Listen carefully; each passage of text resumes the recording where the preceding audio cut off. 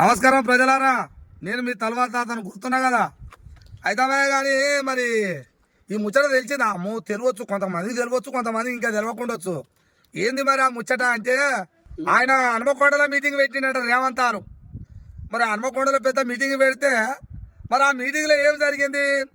అక్కడ నాట మీటింగ్ వెనకంగా ఉంటుంది కాబట్టి అది ఫ్లెచ్చి, ఆ ఫ్లెచ్ అతుకు పెడతారు కదా, ఫ్లెచ్చో ఆ ఫ్లెచ్లో మరి ఎట మర్చిపోయిర్రా, మరి కావాలని మర్చిపోయిర్రా, ఏం చేసిరో మొత్తం మీద అయితే బట్టి పోటు అయితే వేయలేదట.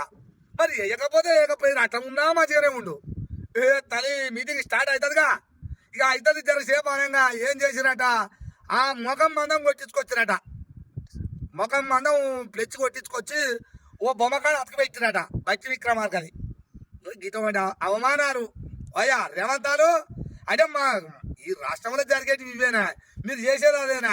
ఈయనకి యాదకి లేదా మరి బయటికి? అయ్యా యాదగిరి గుట్ట కాడ కింద కుర్చీ మీద ఆయలంటే ఒకటి తెలుపుకపోయారు, కింద కూర్చోబెట్టినాడు తెలవదా ఆయల. వాళ్ళందరూ కుర్చీల మీద కూర్చొని కోమటిరెడ్డి వాళ్ళ సతీమణి వాళ్ళందరూ నేను కింద కూర్చోబెట్టినప్పుడే రాష్ట్రం అంతా కోడై కూర్చింది, ఇట్లా దళితులను ఇట్లా చేస్తారని. మరి ఇవాళ పోటువా సారు, రెడ్డి రాజ్యంలో గట్టినే ఉంటుంది బట్టనా పోయా బట్టే. ఇక నేను ఏమంటా అంటే వాళ్ళ రాజ్యంలో ఇటువంటి వాళ్ళు ఉండడం కరెక్ట్ కాదు.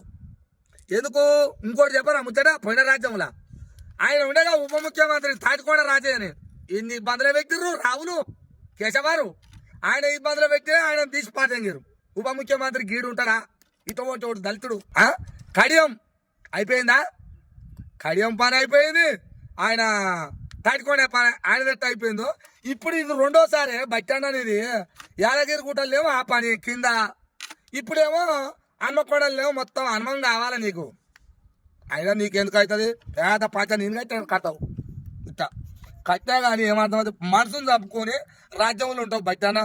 నీ గురించి మీరు మరి నేను మాట్లాడాలో మాట్లాడదో తెలియదు కానీ మరి నిన్ను అవమాన పరిస్థితి మాకు బాధ అవుతుంది అన్న. మరి అందుకే నేను మాట్లాడుతున్నా.